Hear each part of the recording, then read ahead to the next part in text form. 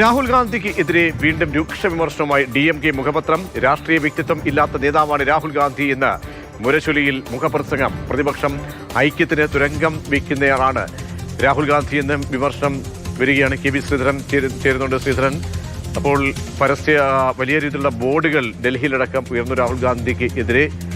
ഇപ്പോൾ മുഖപത്രത്തിൽ എന്താണ് രാഹുൽ ഗാന്ധിക്കെതിരെ മുഖപ്രസംഗമായി മുരശൊലിയിൽ വരുന്നത്? എത്രത്തോളം കടുത്ത നിലപാടിലേക്ക് ഇപ്പോൾ DMK രാഹുലിനെതിരെ പോകുന്നുണ്ട്, കോൺഗ്രസിനെതിരെ പോകുന്നുണ്ട്? TVKയുമായി കൈകോർക്കാനുള്ള കോൺഗ്രസിന്റെ തീരുമാനം, അല്ലെങ്കിൽ ആ മന്ത്രിസഭയിൽ ചേർന്ന ആ ഒരു തീരുമാനം വലിയ പൊട്ടിത്തെറിയാണ് DMK കോൺഗ്രസ് സഖ്യത്തിൽ ഉണ്ടാക്കിയത്. അതിന് പിന്നാലെ മുരശൊലിയിൽ നേരത്തെ തന്നെ രാഹുൽ ഗാന്ധിയെ വിമർശിച്ചുകൊണ്ട് ലേഖനം വന്നിരുന്നു.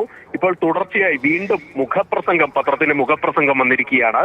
രാഹുൽ ഗാന്ധി ചതിയനാണ്, അദ്ദേഹത്തിന് രാഷ്ട്രീയ പക്വതയില്ലാത്ത ഒരു നേതാവാണ്, ഈ പ്രതിപക്ഷ ഐക്യത്തിന് തുരങ്കം വെക്കുന്നു. അതായത് കോൺഗ്രസ് DMKയോട് ചെയ്തത് എന്താണ് എന്നെല്ലാവരും കണ്ടതാണ്. പ്രതിപക്ഷ ഐക്യം വേണമെന്ന് കോൺഗ്രസ് ആവർത്തിക്കുമ്പോൾ, അല്ലെങ്കിൽ മറ്റു പാർട്ടികളെല്ലാം ആവർത്തിക്കുമ്പോൾ, കോൺഗ്രസ് അതിന്റെ സഖ്യകക്ഷികളോട് വളരെ മോശമായിട്ടാണ് പെരുമാറുന്നത്.